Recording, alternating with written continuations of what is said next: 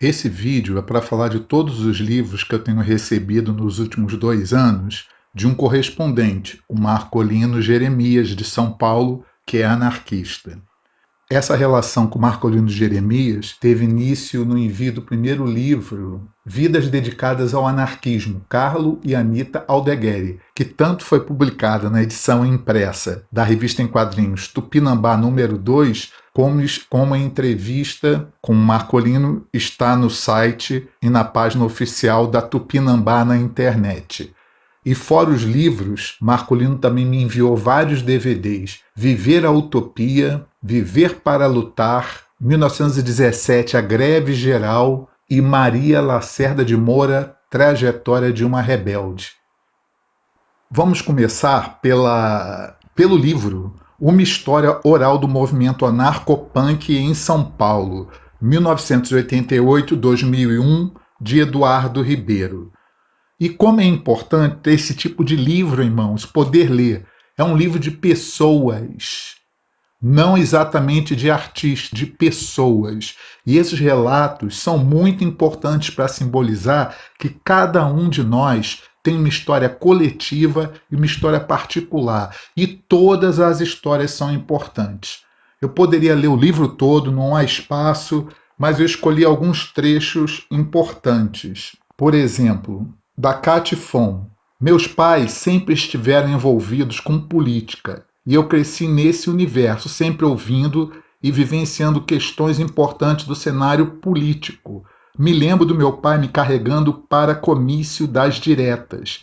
Tenho fotos na prisão quando íamos visitar meu tio. Foi um dos últimos a sair da cadeia após a anistia. E meus pais sempre me contaram histórias da prisão, tortura e exílio. Então o mundo punk das tretas, drogas e bebidas começou a se mostrar muito pequeno. Do Silvio China. Viver nos anos 90 numa periferia como Grajaú, em São Paulo, não era fácil. Muita treta, violência, mortes, repressão. Minha mãe só estudou até a 4ª série, mas fez o que pôde para que a gente pudesse ter mais do que ela teve. Ela comprava gibis e livros para a gente ficar em casa o máximo de tempo possível. Mas eu sempre fui meio bundão, não gostava de tretas. Embora, às vezes, não se possa fugir. De Antônio Carlos. Punk anarquista, em princípio, não existe. Você não fez uma assembleia de punk, colocou todo mundo no lugar e falou: levanta a mão quem é anarquista. Na gênese do punk não existiu isso. O lado anarquista do punk é o faça você mesmo.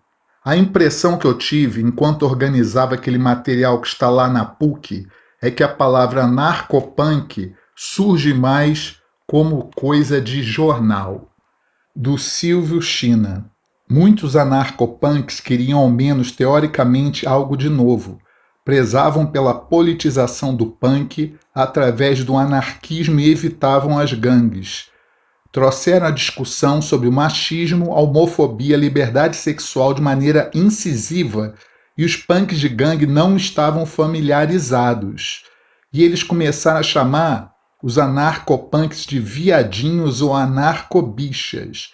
Ainda tinha toda aquela questão da suposta união entre punks e skins, algo que os anarcos não aceitavam de jeito nenhum.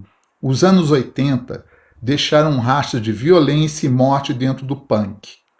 E o anarcopunk queria falar de outras coisas, de lutar contra o Estado, contra o racismo, a homofobia, o machismo, sexismo, capitalismo. Queria se organizar de forma autônoma, livre. Também recebi vários jornais e zines, como a Crônica Subversiva de Porto Alegre, 2019, uma reedição dos originais do jornal A Plebe, no antigo formato de como era um jornal no passado. Esse me deixou especialmente emocionado, porque eu já falei várias vezes que eu queria ter sido historiador. Também recebi o Jornal de Borda. Também recebi a revista Em Submissas número 1, do coletivo CAF. Somos mulheres em luta, somos a resistência, somos contra o Estado, a Igreja e o capital. somos anarcofeministas. E textos como Maternidade, considerações sobre maternidade atípica no contexto patriarcal capitalista. Meu nome é Marcela, sou mãe de Amélie, 7 anos, autista. Eu nem sei bem como iniciar o texto, para ser bem honesta. Para quem vive o autismo, como nós familiares, fica difícil recortar um ínfimo pedaço da nossa jornada, que melhor exemplifique o que é estar aqui do ponto de vista das pessoas com deficiência e seus familiares. Este é Memórias de um Exilado, episódios de uma deportação de Everardo Dias, editado pela Coleção de Estudos Históricos da Biblioteca Carlo Aldegueri, Guarujá, 2022. Esse é um livro muito interessante porque o Everardo é espanhol de nascimento, mas veio para o Brasil com 2 anos, em 1885. Então, desde 1889, praticamente 10 anos depois do golpe republicano, já havia militantes libertários brasileiros e estrangeiros que, inclusive, faziam parte de uma imprensa dita alternativa para anarquistas, operários e tal.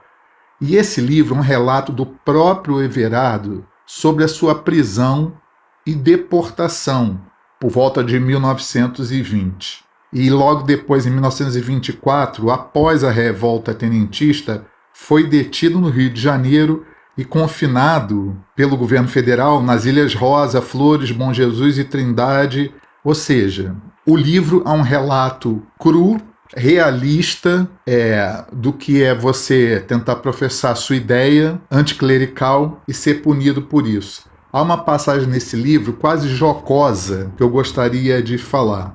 Ele comenta com o delegado: fui preso, termino da maneira mais indigna, e desde que entrei na prisão tiraram-me a roupa toda, padeci fome, sede e um frio horroroso.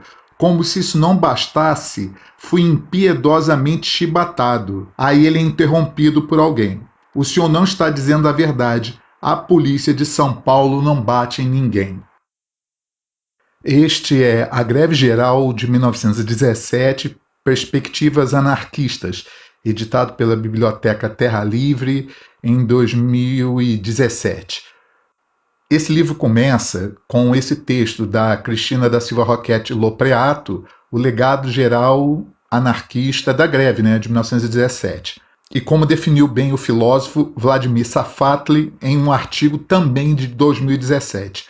A mais legítima de todas as manifestações políticas, pois no seu cerne está a recusa em se deixar desaparecer.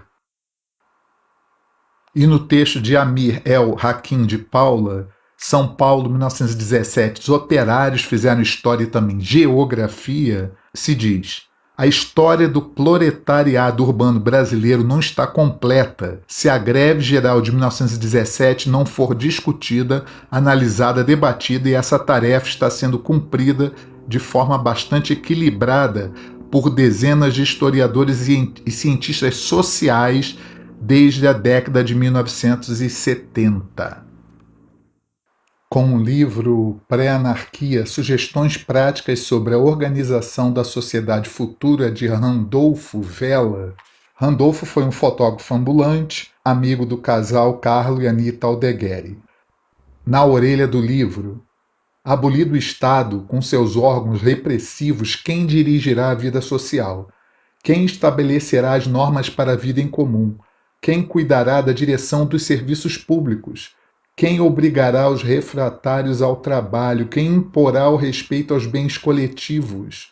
Além disso, com a abolição da polícia e da magistratura, não se encorajará a delinquência política e comum?